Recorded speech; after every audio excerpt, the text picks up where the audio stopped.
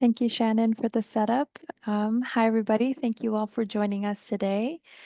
Today's training is titled Framing FGMC, or Female Genital Mutilation slash Cutting, and Providing Public Services, Public Perception, and Advocacy.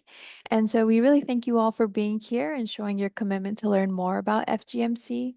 And before we do dive in, we wanted to take a moment to acknowledge that not everyone who has undergone FGMC may identify as female. However, in this presentation, we may be using gender terminology, and that's largely to assist with providing some descriptions.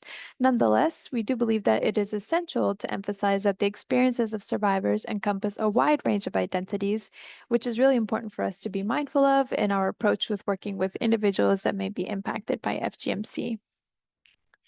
And so today's session is kind of built around from our experience working to address FGMC and the way that we have seen FGMC framed in discussions in the media and also in advocacy efforts, and recognizing how the way FGMC is framed can impact the overall movement to end the practice.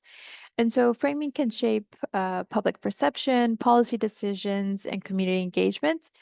And so when FGMC is framed in a misinformed or insensitive way, it can often perpetuate stigma, alienate communities, and create some resistance to intervention efforts. And also, on the other hand, framing that prioritizes empathy, respect, and cultural sensitivity can cultivate trust, deepen understanding, and also promote collaborative efforts to end FGMC. And so, with all the logistics that was given in navigating Zoom, if any issues come up along the way, feel free to reach out. And we'll also have folks monitoring the chat to engage with you all there. A quick disclaimer about this presentation, which was supported by a grant awarded by the Office of Violence Against Women, U.S. Department of Justice. So the opinions, findings, conclusions, and recommendations expressed in the session are of those of the authors and do not reflect the views of the U.S. Department of Justice. So we do have a poll that we're going to launch. And we'll keep this open for a while. I'll go ahead and launch it for you all. And it's just to gauge everyone's familiarity with the topic of FGMC.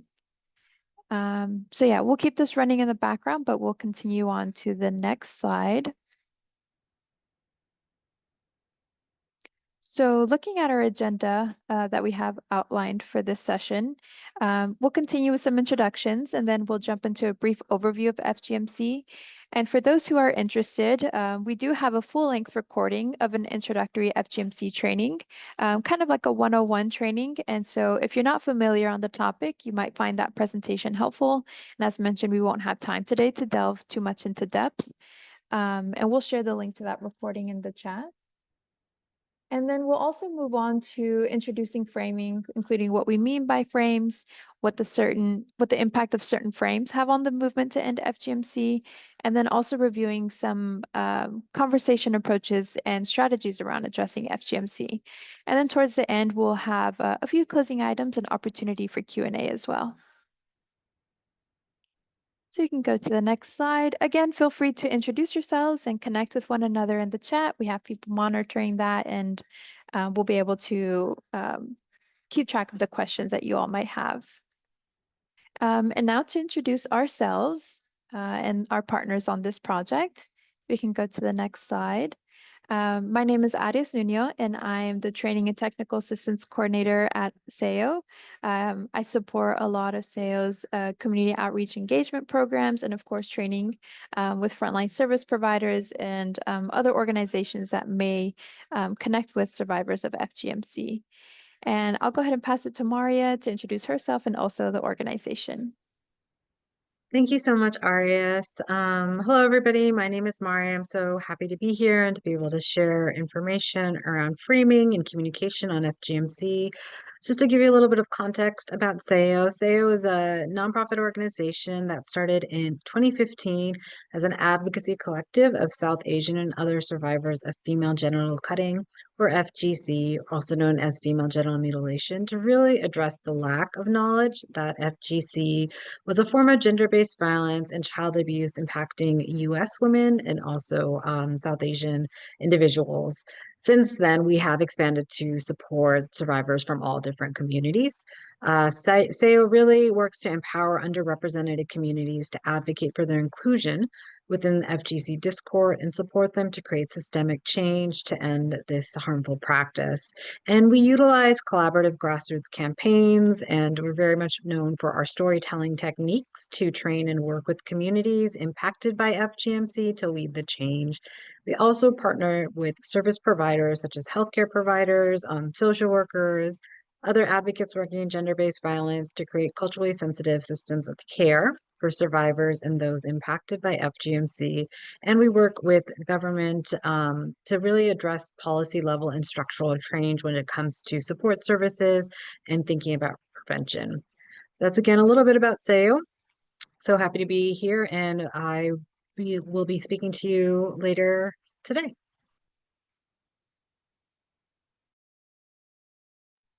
Arias, you're on mute. Thank you, Maria. I'm going to go ahead and close the poll just so everybody knows. And so this slide is about the other partners that we are working with on this collaborative. So we have the US End FGMC Network, or the network, which is a vibrant and collaborative group of over 200 survivors, civil society organizations, foundations, activists, policymakers, researchers, healthcare providers, and others committed to promoting the abandonment of FGMC. The network serves as the main source of information and lead advocacy voices in the United States on ending FGMC. We're also partnered with the George Washington University, which is led by Dr. Karen McDonald from the Department of Prevention and Community Health at the Milken Institute of Public Health. Their team conducts research, education, resource development, and advocacy efforts focused on prevention of FGMC and survivor support. And then also the Global Women Peace Foundation, which is a nonprofit organization that works to advocate on behalf of women and girls against FGMC and other gender-based violence in the United States and West Africa. And the acronym in their name stands for People Everywhere, All Created Equal. And we also have a link to share with you on the chat where you can read more about our organizations. And yeah, so now we wanted to jump into giving an overview of FGMC just to provide a brief snapshot on being able to provide some context for those who might not be familiar with FGMC. And as mentioned, we have a full-length recording of an introductory session that will provide you a lot more context than what we're able to go over today. But on the next slide, we just wanted to start with sharing the World Health Organization's definition of FGMC. So FGMC refers to the partial or total removal of the female-assigned external genitalia or other injury to the female-assigned genital organs for non-medical reasons. And the fact that WHO has a definition for FGMC highlights some of the international recognition around this topic, particularly as a human rights violation and an extreme form of violence against women and girls. Also noting that this is a practice that generally occurs in minor girls, anywhere from birth to puberty, and in some circumstances, it can also occur to adult women. And so on this slide, we have a visual representation of the different types of FGMC. WHO also outlines 4 major categories of FGMC. And so depicted here is no FGMC and then types 1 through 4. So type 1 involves the removal of the clitoral hood with or without the removal of part or all of the clitoris. Type 2 is the partial or total removal of the clitoris and the labia minora with or without the removal of part or all of the labia majora. And then type 3, which is also referred to as infibulation, involves the narrowing of the vaginal orifice, usually by creating a seal. And this often involves cutting and repositioning the labia minora, labia majora, and sometimes the clitoris as well. And then, so you can kind of tell that in these categories, they range from least severe to the most severe. And again, type 4 is often referred to as this other category. And so then this can include pricking, piercing, cauterizing, or other injury to the female genital organs. But overall, I mean, FGMC is not a standardized practice. So these are just kind of broad categories for the types of FGMC that have been documented.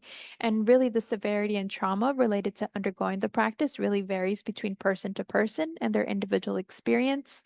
And we don't have the time to jump into the health impacts of FGMC, but I did just want to note that the physical impacts of FGMC can be short and or long term, and again, vary from person to person. And similarly, trauma can manifest differently in individuals, resulting in diverse mental health outcomes from anxiety to depression, PTSD, and others. So again, just a brief snapshot. And on the next slide, we wanted to delve into some of the justifications that we've seen around FGMC. Given that FGMC is a deeply ingrained social norm in the cultural and social fabrics of several communities, they've endured FGMC for generations. And so there are a myriad of justifications, and they can differ across communities as well. So just a few that we've mentioned here, controlling sexuality by curbing one sexual desire, preventing promiscuous behavior. In some cultures, FGMC is also thought to improve one's marriageability, or it is seen as a rite of passage for girls entering puberty or a certain stage of quote unquote womanhood. In some communities, there's also support from religious leaders to continue the practice. There are some perceived health benefits related to cleanliness and hygiene. Some believe that it can enhance the appearance of one's genitalia or enhance sexual pleasure. But really, there are several different context specific reasons for why FGMC might continue. But really to note that the reason that FGMC is performed can shift over time in a community. One example to share is that in the Dawudi Bora community, which is a South Asian Shia Islamic sect, where FGMC is referred to as Khatna, um, is one of the reasons why FGMC was performed in this community was the idea that women were not supposed to be sexual. However, now we are seeing that many religious authorities from the Bora community are tend to promote the idea that FGMC is a religious requirement over the idea that women are not supposed to be sexual. And so you can see that why a community may practice FGMC can change from some of the initial reasons given, and something that you see change over time. But regardless, FGMC is a social norm, so often there can be immense social pressure to conform to this practice, making it hard for individuals and families to break away from it. And the next slide, we just wanted to spend a little bit of time to highlight that globally, over 230 million women and girls are impacted by FGMC, with over 500,000 women and girls located in the United States. And so the map here on this slide is showing the PRB 2013 estimates, which show the distribution of women and girls at risk for FGMC across the states and which have the highest number. And so the states that are highlighted in dark orange are identified as having more than 25,000 women and girls at risk for FGMC. And so this includes California, Texas, Washington, Minnesota, New York, and the DMV region. And on the next slide, again, just to briefly kind of highlight FGMC in the US, this map shows the 41 states that have passed laws against FGMC, many of which were passed in the last 5 years. The 9 states that do not have existing legislation include Alabama, Mississippi, New Mexico, Montana, Maine, Connecticut, Nebraska, Alaska, and Hawaii, with the most recent bill being passed in Washington, D.C., criminalizing FGMC, including some provisions around civil action and community outreach and education initiatives. The provisions of these laws really vary by state, and less than 10 require the community education and outreach piece. And so, of those states, very few have actually implemented those provisions. And so, really, all that is to say and show that policy and legislation around FGMC is often overlooked in the US. And we'll delve more into this later on, where we do have a webinar planned for March to talk about policy and legislation, the history of legislation of FGMC in the US. Um, and yeah, we wanted to take a moment to show you all a digital story from the Voices to End FGMC project at Sahiyo. And this one's called Finding My Voice by Renee Bergstrom. And so we encourage you all to share any thoughts or initial reactions from watching this video.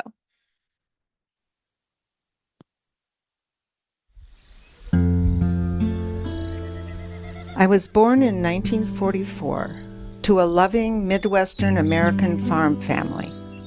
We were close to the earth and our animals. When I was 3, my mother became concerned that my face turned red when I touched my clitoris. She brought me to a doctor. and the doctor cut me. My mother said, "Don't ever talk about this." I was alone with my questions as a child, teenager, and young adult.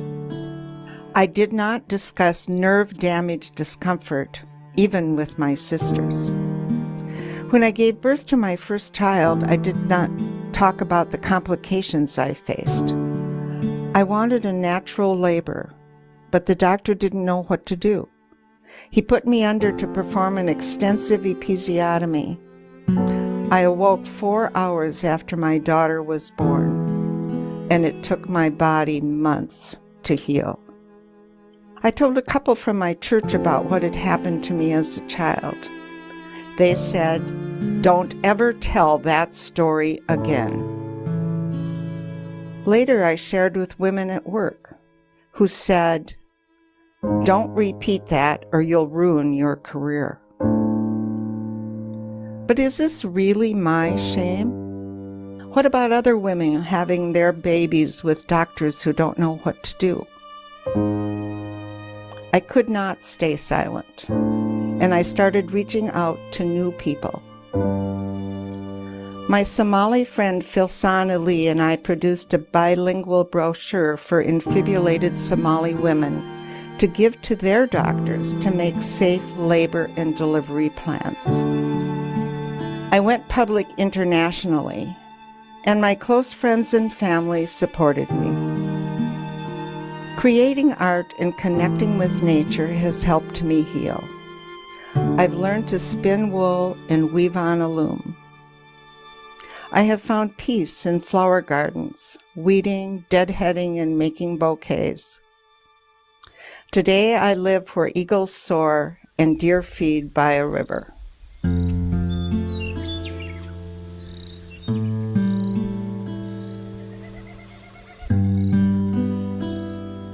I hope my story will help people be aware that girls have been cut in cultures throughout the world.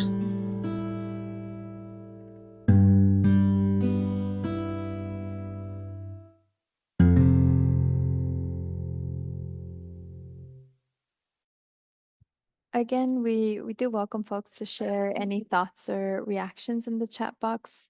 And just to share a little bit why we showed Renee's story, I mean, just as she ended her story there, um, it really is shocking to some people because of the misconceptions about who is impacted by FGMC. And oftentimes people think of FGMC as an issue that happens in other countries. But Renee's story highlights how up into the 1960s, a form of FGMC was performed in the US to treat women for hysteria, to stop masturbation, and to treat quote unquote lesbianism. And Renee's story also highlights some of the physical consequences of FGMC and ultimately the absence of trauma-informed care. And with that, I'll go ahead and pass it to Maria. Thank you, Arias. So we wanted to start the webinar just with a little bit of information about FGMC1, as we know that people are attending who have various levels of FGMC. But again, if you're interested in the full introductory training on FGMC, Arias did put a link to that training in the chat box as well. So we want to move on to talking more about communications and framing around FGMC. If we could just go to the next slide. Before we dive into more about frames, I wanted to ask everybody what might be important to consider for conversations around topics that are considered sensitive, like FGMC. And we'd love for you to just share your own thoughts in the chat box, and we'll move on from there. So I'll just wait a minute to let people share chat or share their thoughts.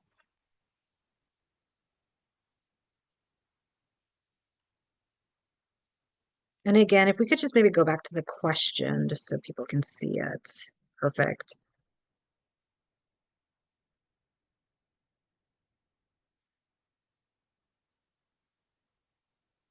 Thank you, Arias. It looks like we also put it in the chat box. I see some responses coming in. Some women may never have shared their experience, ensuring there is privacy. religion, internalized shame or stigma that will make people hesitant to share their story, definitely. And I think that's something that we see across different forms of gender-based violence. The religious considerations, trauma. All right, I think please continue to share your responses, but all of these are definitely important to consider when we're hosting conversations around FGMC. So thank you all for sharing, and please do consider continue sharing as well. Okay, so if we can go to the next slide now, and then we're going to jump back to talk a little bit about frames. Overall, the reason we're talking about frames and we're wanting to bring up a conversation about how to talk about the issue of FGMC is that we recognize that effective activism or advocacy on any social issue, and in this case in particular to address FGMC, really relies on telling the right story in the right way at the right time. And to do that, we need to understand frames. Around us, the world is a diverse, complex place, and our brains have to constantly process a flood of information that we receive through language, images, and symbols. A lot of time, new information we learn is different or in conflict with what is familiar to us. So how does our brain make sense of all of this information? How do we organize the world to make it easier for our brains to process? We organize these ideas into what are called frames. The best way to really describe frames are that they are the mental structures that shape how we interpret the world. And frames are formed by creating, or our brains create frames really to organize messages and informations into patterns. And these frames are influenced by common themes. They can be influenced by stereotypes or other cultural contexts that we might interact with on a day-to-day basis. Language also can play a major role in framing because we use words and language to define and communicate our frames and beliefs. And over time, certain words and phrases can start to evoke unconscious, intuitive, and emotional responses. So, understanding framing and its link to language can be important for us as advocates or individuals committed to working to end gender based violence, including ending FGC, if we wish to change other people's frames or mindsets regarding continuing or engaging in violence or harmful practices. So, for example, think about the word, how these words might impact the frame in a person's response if you use it. So, if I'm addressing FGMC and I use the words protecting children or protecting girls versus using criminalizing FGMC when I'm talking about legislation or passing policy, what might come to mind to you? And how do these terms differ in terms of reactions and responses that they might evoke in an individual, or how supportive or unsupportive they might be? So, again, just thinking about these two different phrases. So, if I am talking about laws and I'm talking about protecting children, protecting girls from FGMC, versus if I specifically just start to say criminalizing FGMC, which one do you think might evoke more support, for instance? And what might be associated with other types of attitudes or um, ideas? Okay. I see someone saying protecting children evokes an emotional response. More people are more likely to want to make a movement towards protecting girls because they are considered a vulnerable population. Protecting children is a fantastic frame. Everyone, male and female, young and old, religious or not, instinctively relates. Definitely. Yeah. What's evoked when I'm saying, using just that term, criminalizing FGC, that might not be in the same way as protecting girls, protecting children?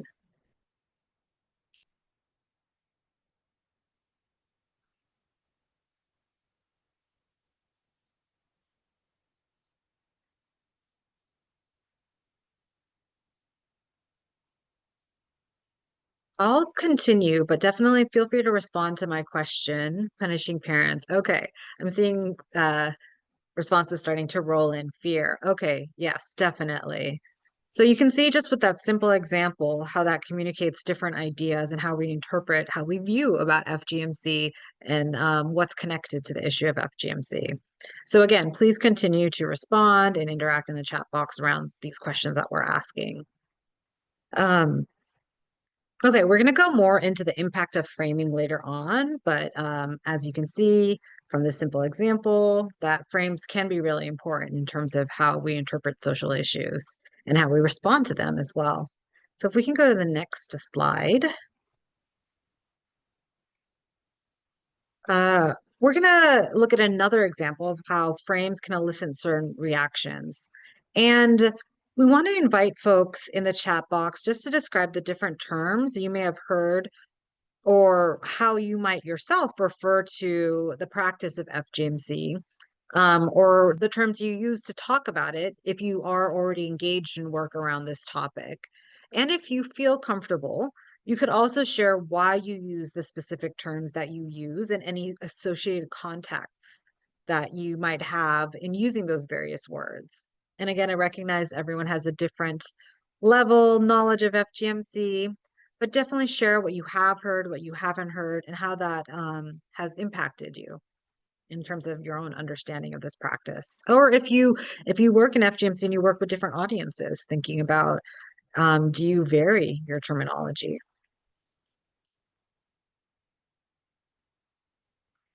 See more messages coming in. Female circumcision. Yes, that's definitely one of them.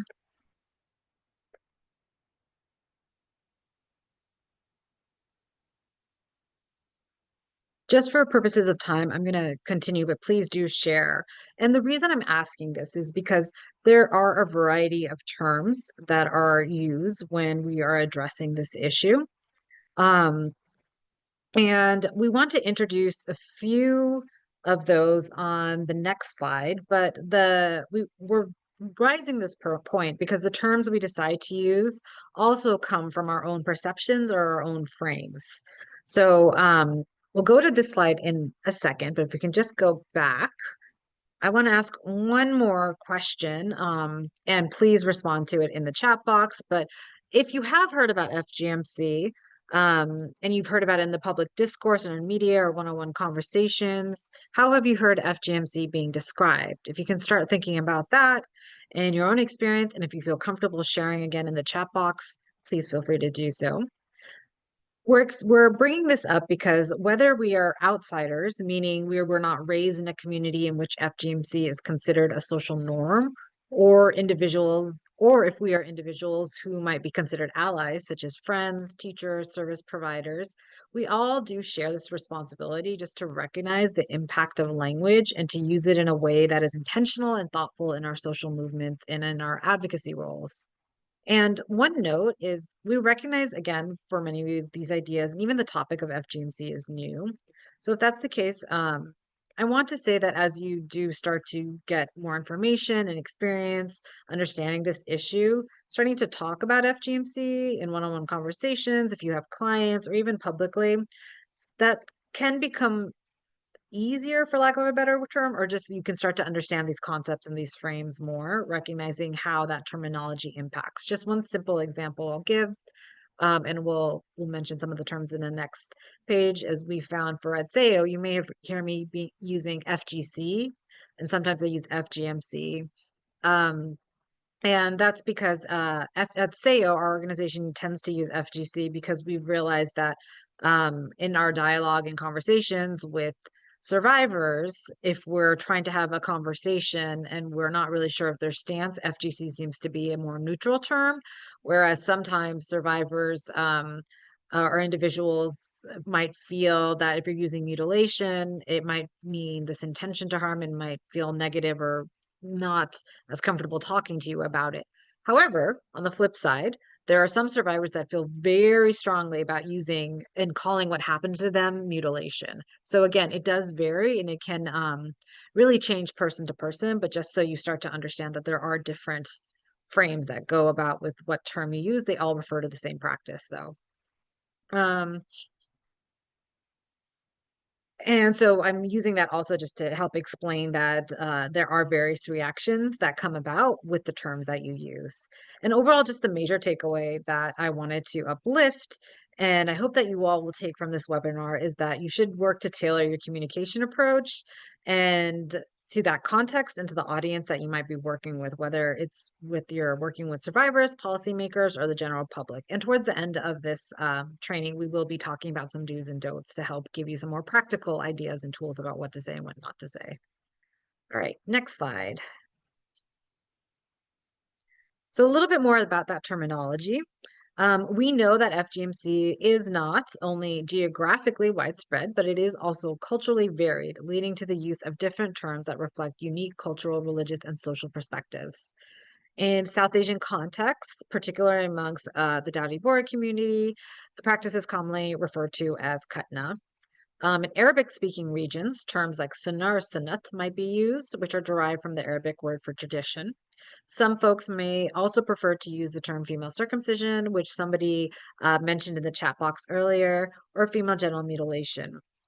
Ultimately, what is important again is that the choice of terminology does influence conversations around FGMC. And really recognizing and respecting that diverse terminology can be really valuable insight into an individual's viewpoint and perspective on FGMC, which can help build trust that is necessary for any meaningful conversation or dialogue or overall engagement that you may have with somebody who's undergone FGMC. And if you are working towards whether or not providing information and education about the topic, or you're working to help support them in gaining access to services as well, too. Right, if we can go to the next slide. What are meta-narratives? I want to talk a little bit more just about some communication framing ideas. So we talked about frames, and I also want to talk about overarching frames, which are considered more universal than others. Universal frames are often held by large segments of society, and they are called meta-narratives. These are considered foundational narratives or stories that structure the belief, identity, and culture of entire societies of communities. So, for example, in Abrahamic societies, so this includes Judaism, Christianity, Islam, for instance, the concept of one God passing down guidance and teaching through prophets is a meta narrative. And the main characteristic of meta narratives are that they are deeply embedded in a society, they are repeated and reproduced consistently by members of that society, and they help reinforce our belief in them. They are powerful because they are also invisible. They shape our minds and actions unconsciously or without even acknowledging them. And we use meta narratives to interpret almost everything in the world, and often friction can occur when individuals or groups with different meta narratives encounter each other. So if we go to the next slide, I want to give an example of what I'm talking about. And we're going to talk a little bit about patriarchy. So patriarchy is a meta-narrative. Patriarchal societies are structured on the meta-narrative that males, being stronger than females, hold power and dominance in society. This influences every aspect of patriarchal culture, even if its followers are not consciously aware of it. For instance, in some communities, a bride might be expected to automatically live with their husband's family, or automatically expected to change their surname.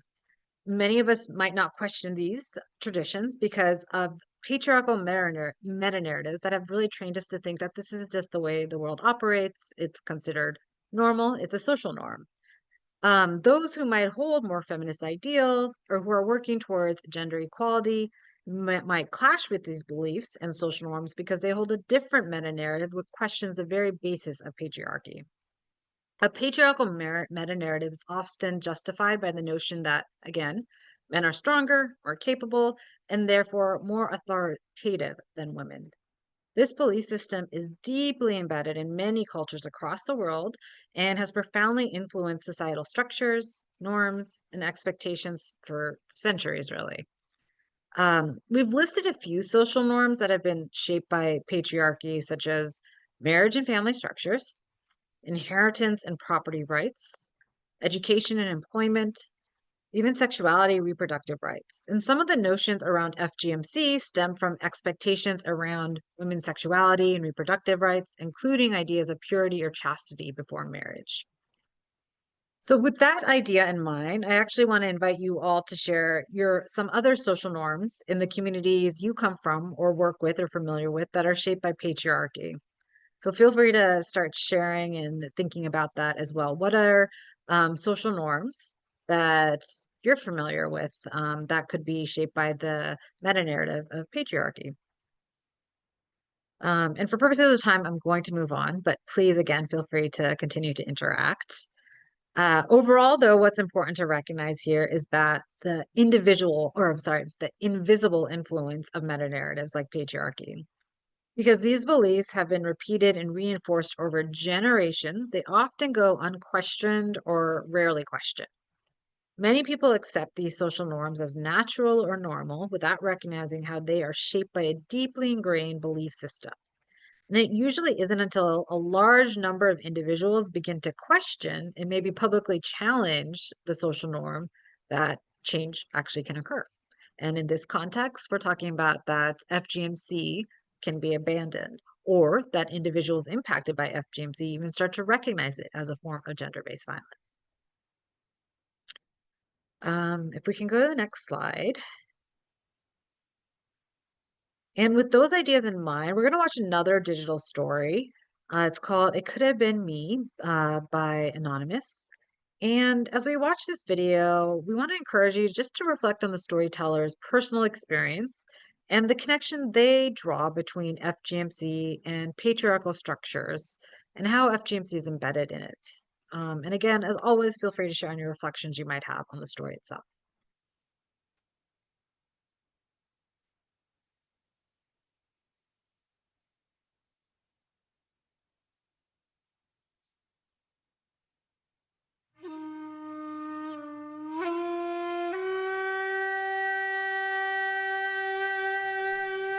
When I was 12 years old, my aunt said to me, "Your mother wanted to have it done to you. Your father did not. His was the final decision." She told me this as a criticism. It made me feel dirty, like I was the odd one out. I'm one of the few women in my family who have not had it done. Years later, I watched a movie called Desert Flower. The main character, who was 5 years old, was out in the desert being cut. In one scene, her mother holds her leg wide open and taut, as an elderly woman retrieves a blade from the pockets of her dira. It's covered in rust from the blood of other young girls, a blade that seems to hold painful memories. As I heard the young girl's breathless, high-pitched cries, I thought, why? It doesn't make sense to me. Why are they doing this? Why do people think this tradition has value? That it makes women more pure and marriageable? Why do they feel like these things outweigh the pain? Don't they see how it just keeps women beneath men? Why should that be okay? Why is it such a taboo to even ask these questions? Why won't it stop? My mother wanted to follow this practice. It could have been me.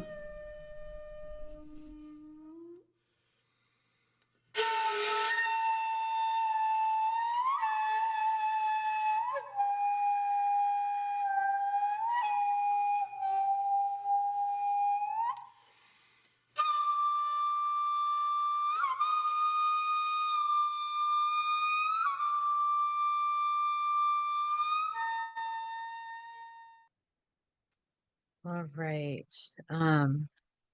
So please feel free to share your story and or share your reactions to the story. And also feel free to share what you may have noticed in terms of frames, and then in particular, the meta-narrative patriarchy and how it shows up in her story as well.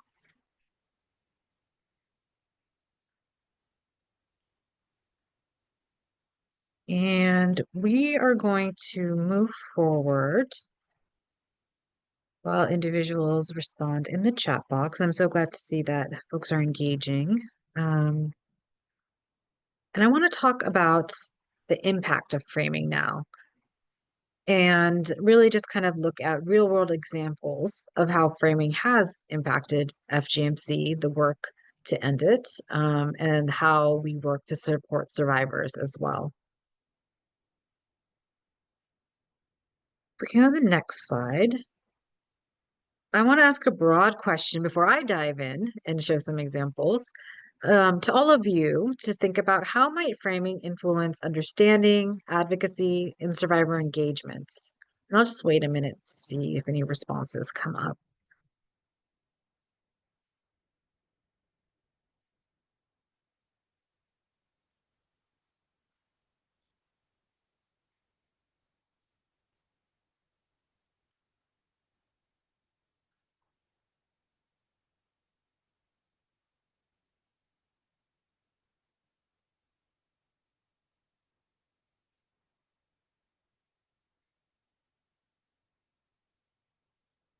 Yeah, I see some the response to an earlier question about gender roles being patriarchal as well.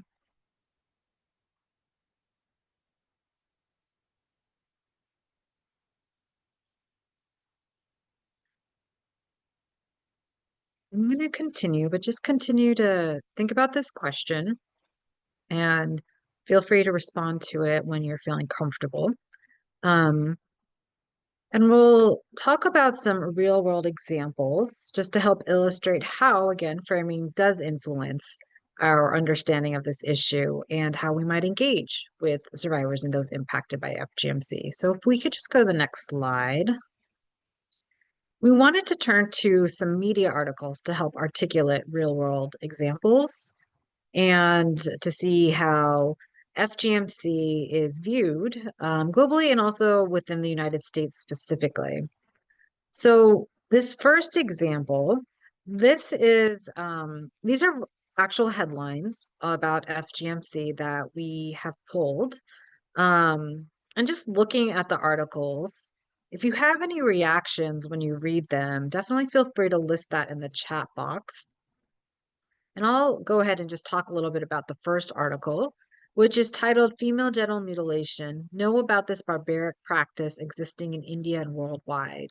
And I think I did read earlier in the chat box, some people mentioned some of the terms that they've heard associated with FGMC are around it being barbaric and those kind of harsh tones as well too. So definitely this is a reflection of that kind of attitude as well, and what we can see out there. We can just click a slide. Great. So terms like brutal or barbaric unintentionally can label an entire community and place them in a negative light.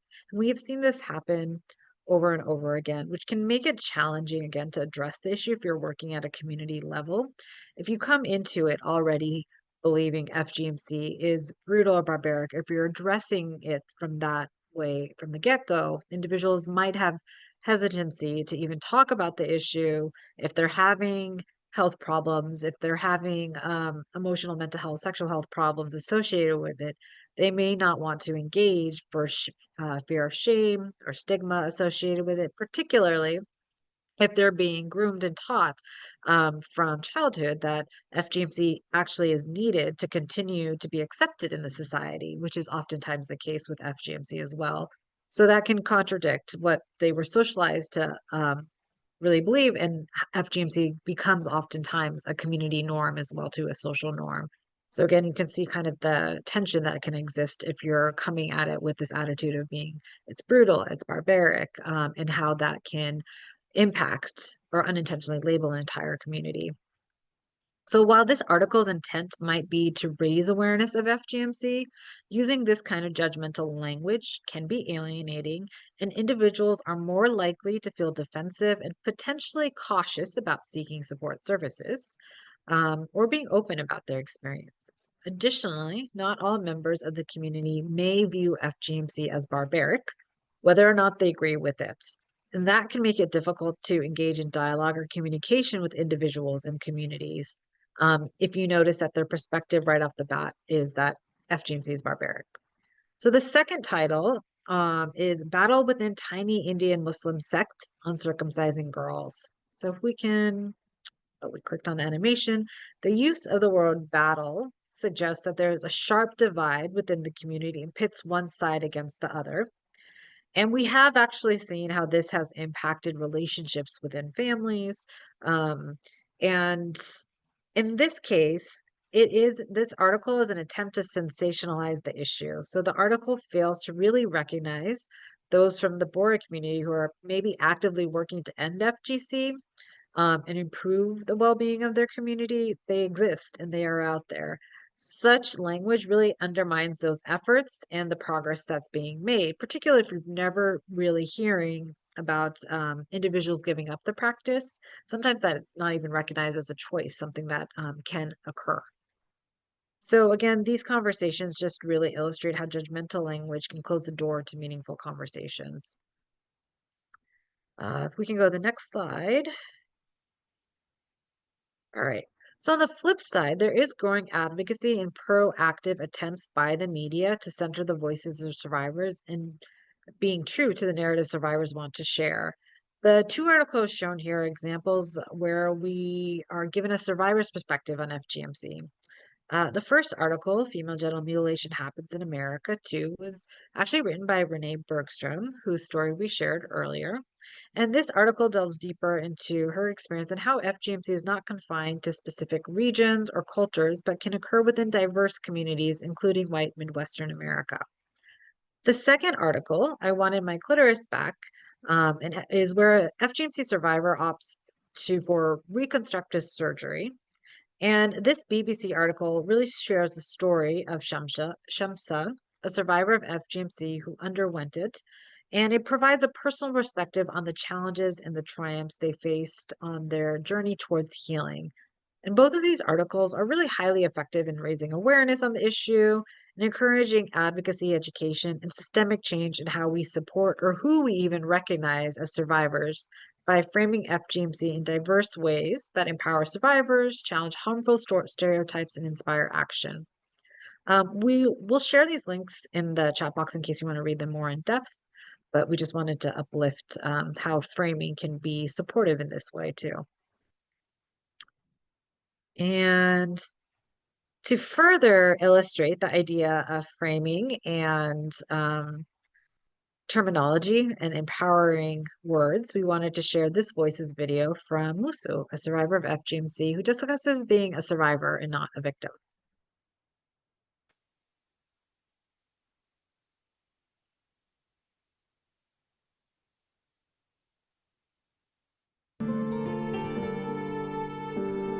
When I meet with friends to catch up, the conversation often turns to sexual intimacy. There's always a lot of laughter and stories about how good it can feel. I am usually quiet. I was 14 when I was forced into a marriage. I am from a culture that practices virginity testing. On the night of the wedding, a bride is given a white cloth to capture blood from her hymen breaking during intercourse. The morning after, if she bled and is considered a virgin, her aunts and community dances, sing, and display the cloth in the neighborhood to celebrate her purity. My experience of virginity testing was so humiliating and painful. For 3 nights, my marriage could not be consummated because I was sealed shut. Because of FGM, physical intimacy meant pain and suffering for me. I refused to attend my celebration party. 9 years before this, I had skipped another party. I visited my home village for the very first time, supposedly to meet my paternal grandmother. I was so excited, but I got mutilated there and was sent home before the party. Weeks later, I walked around my neighborhood with my jujus tied around my neck, thinking I was better than the other girls who were not caught. FGM had cleansed me, they said. I would not smell anymore because I was purified. 4 years later, I got the chance to learn the truth about FGM and became an activist against it. But I didn't learn about what would happen at marriage. I didn't learn what it would be like seeing doctors from non-practicing communities. I didn't learn how their expressions would change when they look at what had been done to me. I didn't expect what it would do to my self-confidence. One day, an NGO came to the Gambia and wanted me and other women to speak about FGM. They said, "Oh, can you tremble when you speak?" No. FGM colonizes my body and soul, but it does not define me. I share my story not so people will feel sorry for me, not because I am a victim. I share to uplift myself and other survivors. I am a human rights lawyer working on behalf of women and girls in my community. We were part of the movement that led the ban on FGM in the Gambia. This is how I want to be remembered. I tell my story on my own terms.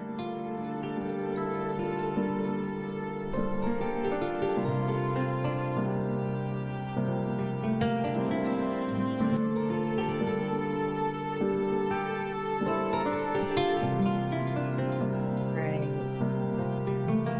So again, as always, feel free to share your reactions. And we shared this story because too often narratives surrounding FGMC survivors focus on victimhood and suffering. And for many who might not identify with this type of framing, this victim-centered framing can overshadow these individuals' agency, strength, and accomplishments, which is another reason we have heard of as for why some individuals do not want to disclose that they've undergone FGMC or why they might choose to remain silent on it. That again can impact access to services that they might vitally need. It can also impact our understanding of the global extent of this harmful practice. Okay, so I'm just going to share a couple more slides before I turn it over back to Arias. Um, we wanted to talk a little bit more about framing FGMC at both the macro and the micro levels and how it has revealed how racialization and Islamophobia influences perceptions and responses to this issue as well. These interconnected dynamics shape societal attitudes while also affecting how survivors and communities engage with services and advocacy. At the societal level, racialization and Islamophobia are systemic forces that distort public understanding of FGMC. Conversations in the US often portray it as a foreign or religious issue, commonly associating the practice with African and Muslim communities. Though we know this is not true when we come across more and more stories like Renee's, similarly, some policy responses disproportionately target immigrant or Muslim populations, which can perpetuate harmful stereotypes instead of addressing FGMC as an issue that can impact diverse communities. This framing also impacts advocacy.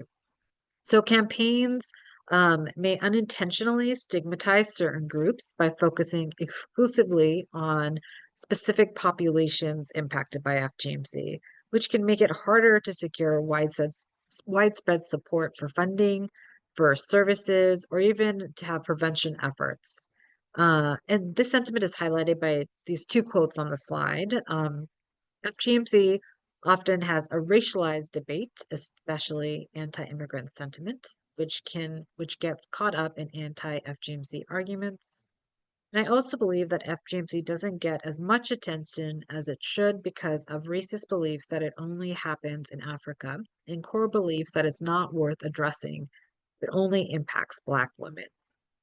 These quotes come from a 2-year study we conducted at Sahiyo, where we interviewed advocates working in the field in the US and internationally, and many individuals uplifted the issue of race and racism in connection to FGMC and how they have seen it reinforce negative stereotypes and further exoticize the issue of FGMC and really impact the attention or the funding or support that goes into building support services. Okay, or even the recognition that support services are needed. If we can just go to the next slide, I want to show another real world example of this. where we have seen FGMC and Islamophobia play out. The news article that's shown here involves a Muslim woman or Muslim mother from San Juan Islands, which is located off the coast of Washington State, who was falsely accused of performing FGMC on her daughter. Article itself uplifts that in part the accusation was based on assumptions of the mother's Turkish identity and her Muslim religious background. The babysitter she hired is the one who reported the mother, which then involved the Salmon Island Sheriff and U.S. Homeland Security agents. Um, the case was ultimately closed as there was no evidence to suggest she subjected her daughter to FGMC, but the mother continued to speak out against the unjustified scrutiny and discrimination she felt that she faced during the investigation, and really has emphasized that she believes that bias also unintentionally or intentionally impacted the legal action and investigations that occurred there. So we wanted just to uplift that again to help highlight how we're seeing this interact or play out in the US context. If we can go to the next slide. At the individual and local community level, these same biases influence how survivors and communities interact with services. So some ways in which we've seen this is with the misconception that FGMC is a problem exclusive to non-Western cultures. That has contributed to the underrepresentation of survivors and their experience within the United States, for example.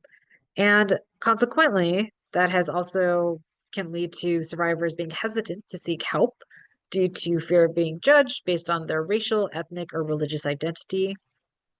And then related to service providers, if there isn't that proper training around FGMC, it might unintentionally reinforce stereotypes around FGMC if a service provider has a little knowledge, but not a lot, and not having that recognition of what language to use can potentially lead to assumptions that might be taken.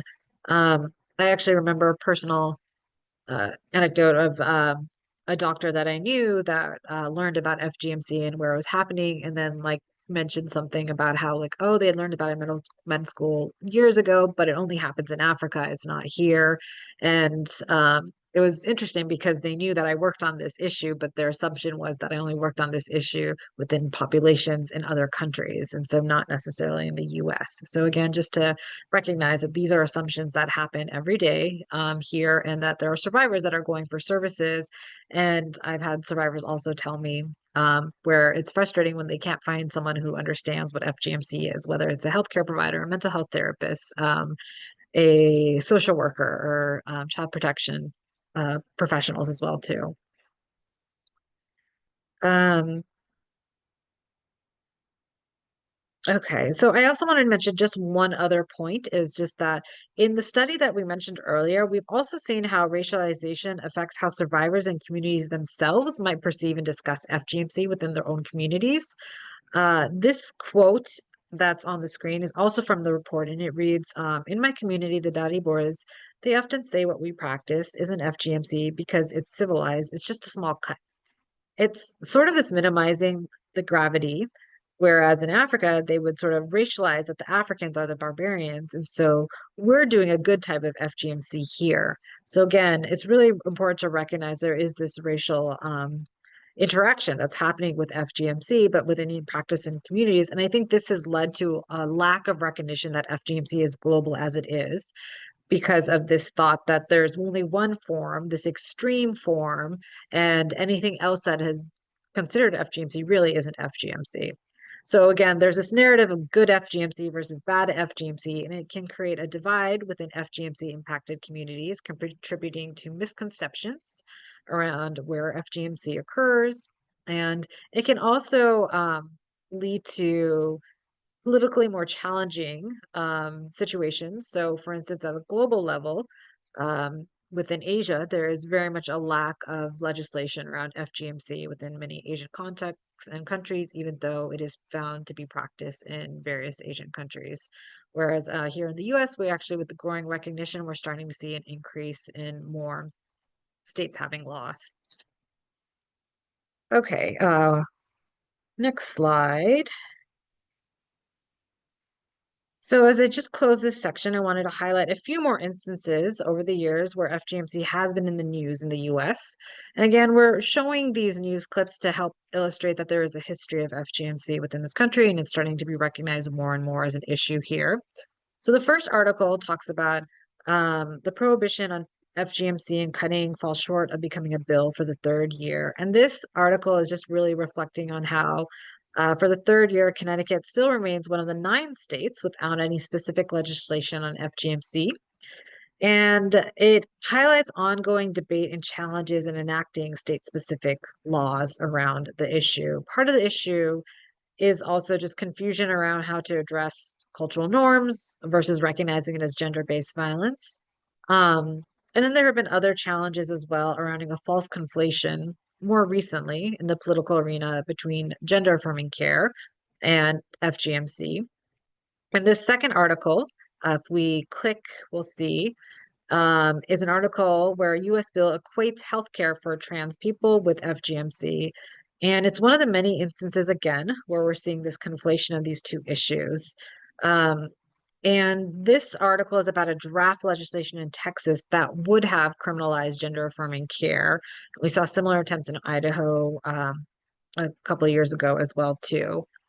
The fourth article, if we can click a couple more times, or the third article, sorry, is talking about charges in a child torture case in Kentucky, where a couple was charged with multiple offenses, including FGMC. And this case really underscores that FGMC is not confined to specific cultural or international contexts, but can occur domestically again within the United States.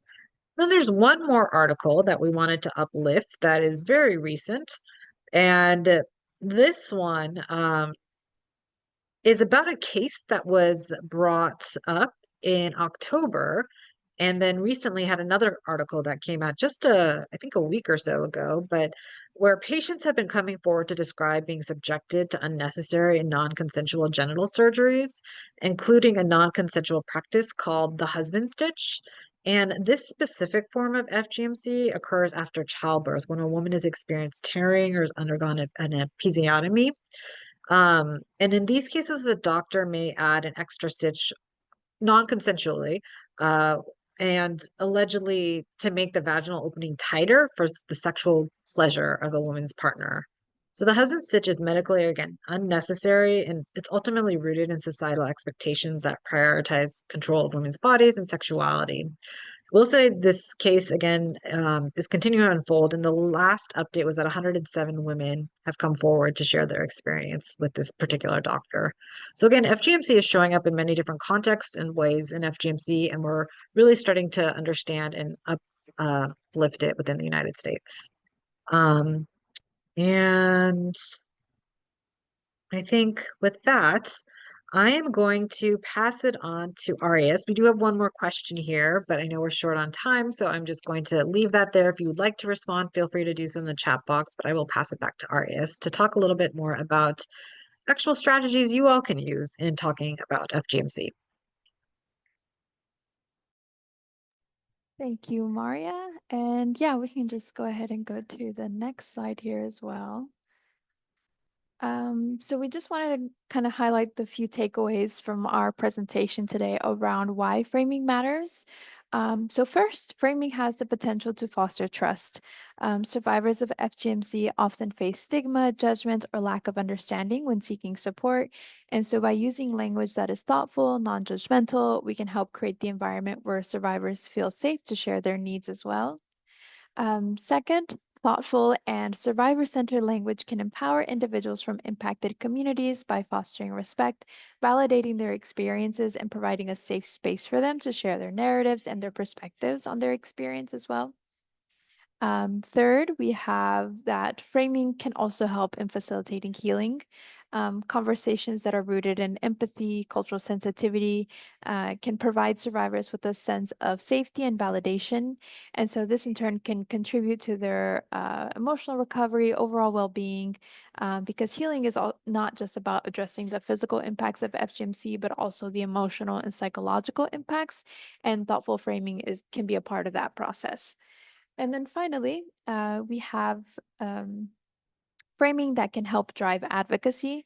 Um, we've talked a lot about this, so the way that we talk about FGMC can shape how others perceive the issue, and effective framing can educate individuals and communities, challenge harmful stereotypes, dispel myths, and all of this is really essential for building that broader support, whether for funding, prevention programs, advancing policy changes, and providing services for survivors.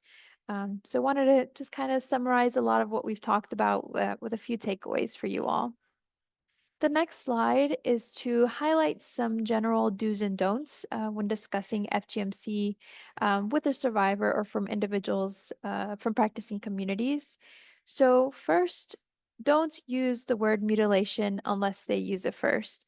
Maria mentioned earlier, some people might be comfortable in using the term mutilation to describe their experience, but the best practice here is just to use the same terminology as they do. If they're using FGMC, then you might use FGMC. If they prefer the term female circumcision, like was mentioned, then you might use female circumcision. Do not insist on discussing FGMC if they do not want to discuss FGMC.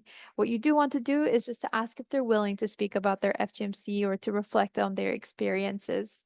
As we mentioned earlier as well, FGMC is often performed between birth and puberty, and so some folks might not even be aware that they have experienced FGMC. So the best practice here is just to ask if they're willing or meet them where they're at and not to push people to share things that they do not feel comfortable with.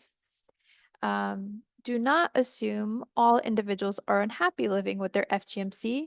Some may see FGMC and its potential consequences as a normal part of life, and some girls may feel proud or even courageous having undergone FGMC and prefer the aesthetics of their altered genitalia. Some may also view FGMC as a cultural rite of passage and not a human rights violation. Earlier, we shared a list of some of the justifications that we've seen around FGMC. And so you never know someone's background or personal experience with FGMC and the way that they might view it. So what we do encourage is just to keep an open mind about how they might feel about their own FGMC and to avoid putting your own assumptions on how you think that they should feel or on how they should react to their experience. Um, do not assume everyone knows FGMC and vacation cutting are illegal in the US. We didn't delve into vacation cutting here. Essentially, what this is, just to give a brief summary, is where during like school holidays, families may take their daughters overseas to a country where FGMC is accessible and have it performed there and then return back to the US, for example. And oftentimes it girls undergo FGMC without officials or people knowing that this has been done to them. And so what you do want to do here is just to explain that there are legal consequences around FGMC in the US, or if depending on what state they're in, what are the state specific legislation around FGMC. And then finally, do not react with shock and horror.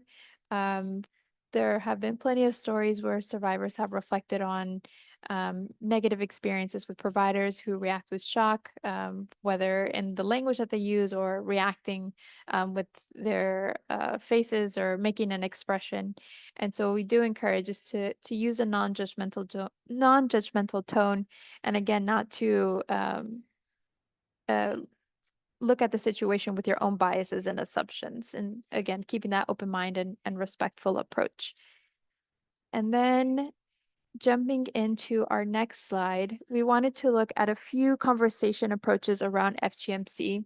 And the first one that we have here is a general like health approach that we've seen. This highlights FGMC's harmful effects as a motivator for change. So this is a strategy that has been used particularly through awareness campaigns, where you're able to provide a sort of tangible and relatable way to engage both survivors and communities, and also healthcare providers to be aware about the health impacts of FGMC.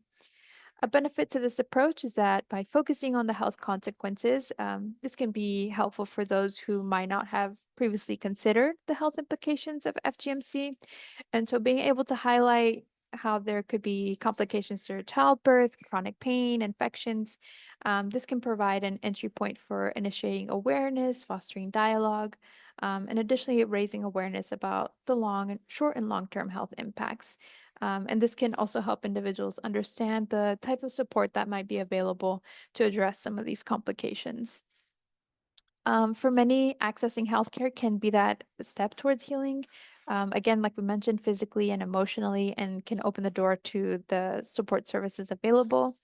However, like any strategy, a health approach is not without its challenges. There are some limitations with just solely using this type of framing, and it can be hard to um, include or recognize some of the cultural nuances around FGMC. So a health approach can be a powerful tool for raising awareness. But again, framing the health approach, you need to be careful with it, complementing it with broader messages around some of the systemic and also cultural roots of FGMC. And on the next slide, we wanted to talk about the rights-based approach. So this emphasizes FGMC as a violation of child rights, women's rights, and human rights, particularly focusing on the lack of informed consent of the procedure. And so, one key benefit is that this approach emphasizes how FGMC, again, is performed without consent, especially on minors, making it a clear breach of bodily autonomy and individual rights and freedoms. And FGMC on the international stage is recognized as this violation of human rights. And so, again, this is a particularly powerful approach for advocacy and survivor empowerment. Again, there are some challenges with rights-based language can sometimes feel kind of abstract or maybe too confrontational for some audiences, and so this can create barriers as well, particularly in communities where FGMC is culturally significant. So here you also have to find that balance between addressing the urgency of FGMC as a rights violation with cultural sensitivity. Um, and yeah, if advocacy approaches are perceived to be dismissive or critical of cultural practices, this can also turn people away from wanting to engage in conversation with you or to learn more. And the next one and the last approach that we wanted to discuss is the individual responsibility approach. So this approach attributes the continuation of FGMC to the actions and decisions of individuals, such as parents and caregivers, and emphasizing their role in stopping the practice. A key strength from this approach is the ability to highlight personal agency and accountability by framing FGMC as a decision that individuals can actively choose to reject. And this approach empowers parents and caregivers to encourage the individuals who do perform FGMC to stop as well. It also can foster a sense of personal responsibility by showing individuals that their choices matter, and it can also motivate them to become advocates for change within their own social circles, helping to shift some of these social norms. But some of the challenges with this approach is that it can, again, it overlooks some of the overarching systemic factors, such as cultural, religious pressures, gender dynamics that we've talked about, or social expectations that often drive FGMC. And these systemic factors are deeply embedded in a lot of our or in a lot of perspectives of communities, and it can be challenging to address it just through this individual lens alone. And so, for this approach to be effective, more comprehensive planning needs to be considered, thinking about other strategies or interventions that involve different stakeholders to be part of this conversation. Um, Folks who are seen as leaders in communities to help garner that community and support and understanding to help um, people to find that agency as well as a collective. And that is the last slide for this section. Before we break into our opportunity for Q&A, we wanted to just highlight some ways that our training and technical assistance team can support your organization with learning more about FGMC. We can go to the next slide. We do offer one-on-one technical assistance, which can be tailored unique to your organization's circumstances and needs. This can include various trainings and resource development or guidance on developing or adapting existing programming that you might have to incorporate FGMC prevention and response, survivor support. We're also hoping to host a learning collaborative, which would be a regularly scheduled opportunity for organizations to come together with each other, and our team is able to discuss efforts to incorporate FGMC prevention and support into your programming. And so through the collaborative, organizations can share the successful implementation of strategies, challenges that you've been facing, and some of the lessons learned. And we also plan to hold TA office hours to be able to answer some of these questions as you're kind of learning along the way. And then lastly, we do have a link to a TTA request form where folks can request more specific TTA support, which can include some of these one-on-one sessions, consultations, and some virtual or in-person trainings that you would want our team to come and deliver to your organization. So we have the QR code on the slide too, where you can scan and access a lot of the links that we've been talking about today, but I'll go ahead and share the one to the form in the chat. And the next slide is just our last poll to kind of close out this session to gauge how your understanding of FGMC might have changed and something that you might have learned from us today. So I'll go ahead, I'll share the link in the chat and then start that last poll for us. Okay, I think you should all be able to see it now.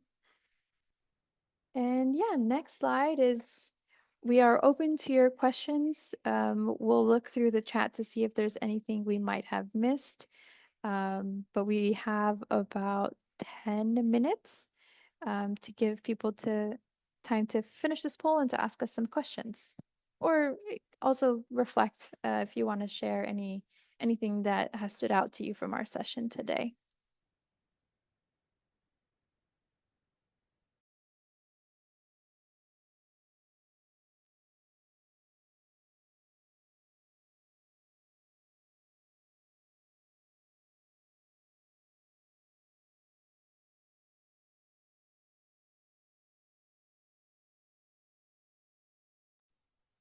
Looks like one person raised their hand, but I don't know if that's for a question. If it is raised, feel free to ask in the chat box or in the Q&A function as well, so we can see what it is. Yeah, I'm not sure that we're able to unmute you all for the session, but we can address it in the chat. Someone asked if we can get the PowerPoint presentation. We'll definitely send the slides and some resources that we'll share on here in a bit as well to you all in a follow-up email.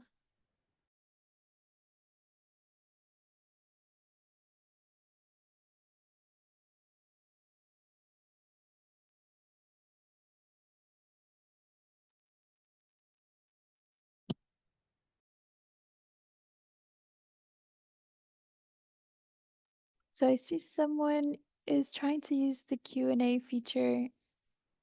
Ani, if you want to try to type it into the chat box,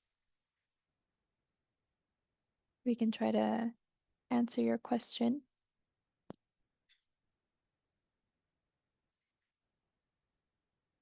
And we also have some tech support available if you're having issues to access the chat box.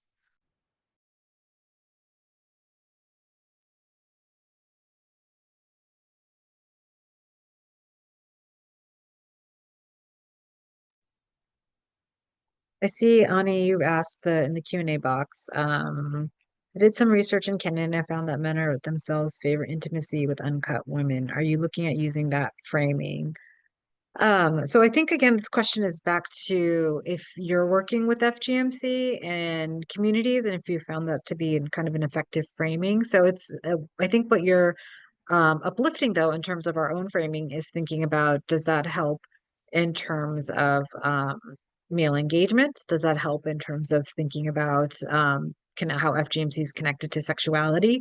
And does that feel like an effective approach to ending it? I think there's pros and cons for every approach. And so I would revert that to others on this call who might be looking at that. We were really trying to dive into framing into the US context here. We do recognize there are global advocates as well on this. I think that using that would maybe be specific to that community or to that culture. That might not necessarily be something that could work in other communities as well too. But we're really trying to uplift how do you talk to conversations, talk to survivors and impact to communities, both in terms of when you're providing services and support, not only the idea of prevention or trying to abandon FGMC, if that makes sense. And I don't know, Arias, if there's anything you might want to add there. Oh, I think what you said is good. But great I did question. see an earlier question. Someone asked, what does the C for what does C and FGMC stand for? Um, so that would be female genital mutilation slash cutting. So the C would be cutting. And like we've talked, there's different terminology that is used to describe FGMC. There's FGM, just female genital mutilation, FGC, female genital cutting, female circumcision, and there's several other culturally based terms that we talked a little bit about, but we do encourage you all to reference the FGC 101 training, the introductory training that was mentioned earlier, where there's a lot more context that is provided.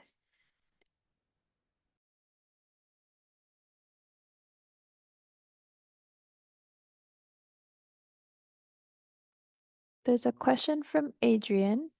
I work in a field that requires victims to go into a lot of detail. How would you suggest assisting victims in a meeting with sharing their story when they maybe don't want to? Do you guys think terminology would be the biggest thing to focus on and help them be comfortable? I don't know if you want to go first, Maria.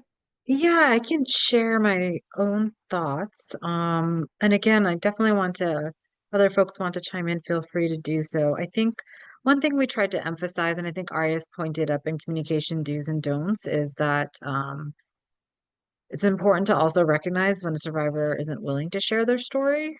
I do recognize you said you work in a field that requires victims to go into a lot of detail.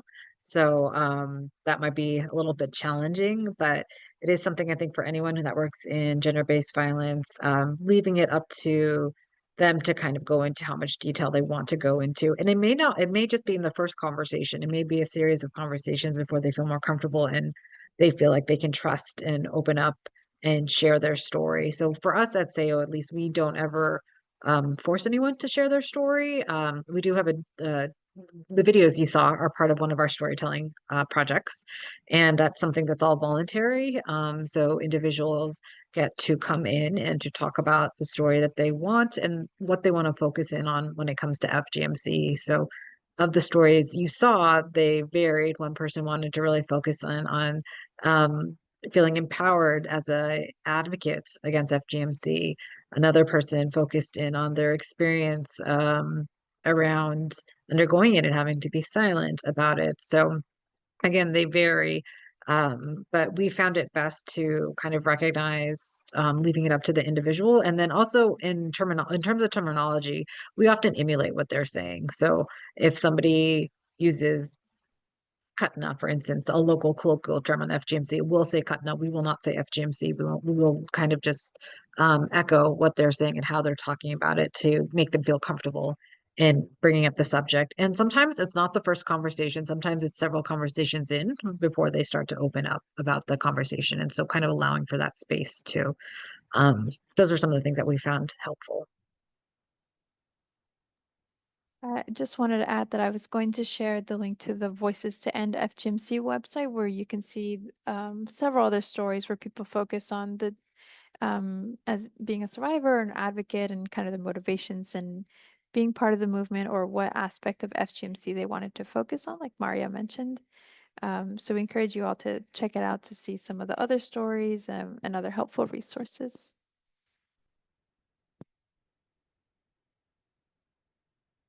Um,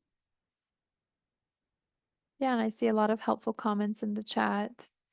Must recognize the shame and stigma that they have lived with for years. Again, adding to the challenge of maybe not being open right off the bat and taking a few conversations, like Maria mentioned.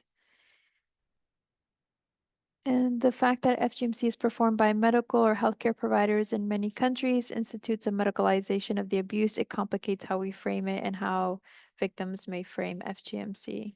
Yeah, I think that's also important to uplift. We talked a little bit about with the recent case that we've seen with the provider performing the husband stitch. Um, and it can definitely impact how um, it's being talked about in the media and how we talk about it with folks as well.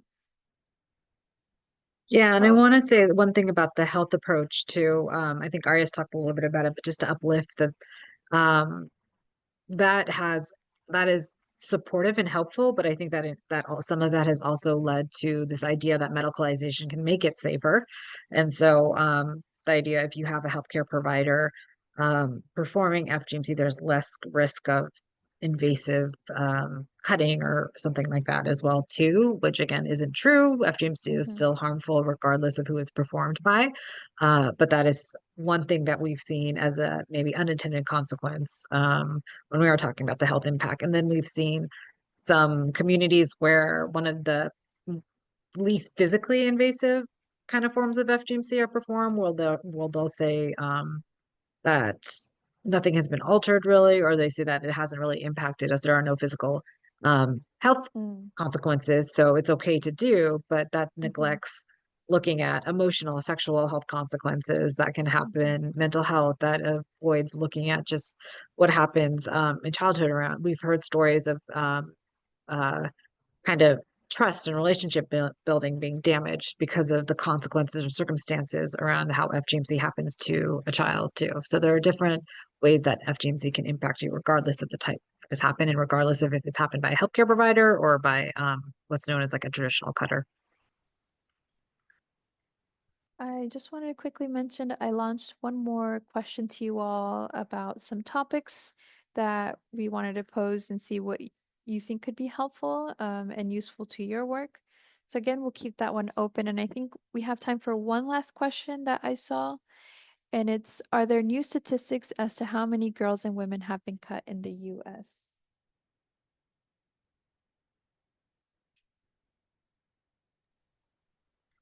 Aren't new statistics. A lot of it is around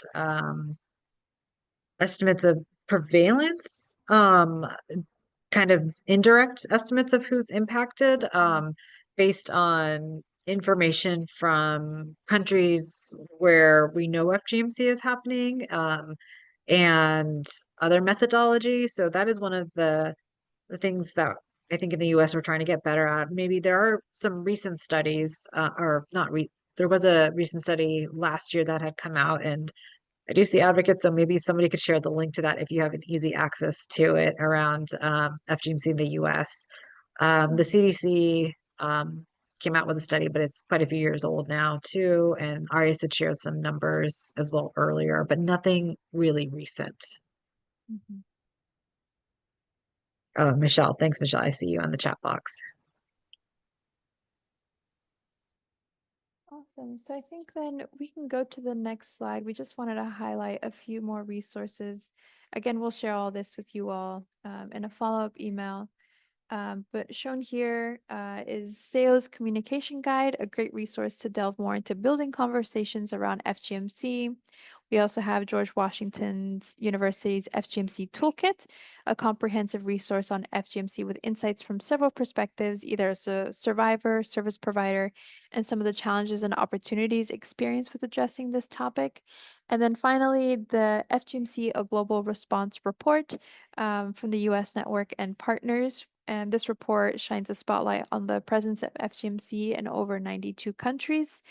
So that can kind of give you some insight on the global impact of FGMC. And yeah, our last slide is just a thank you again for joining us. And on the slide is our contact information, fgmctta@gwu.edu. And yeah, thank you all again for joining us. We'll follow up via email, so no worries if you didn't catch all the links that we've shared. But thank you for engaging in conversation with us and taking the time to learn a bit more about FGMC.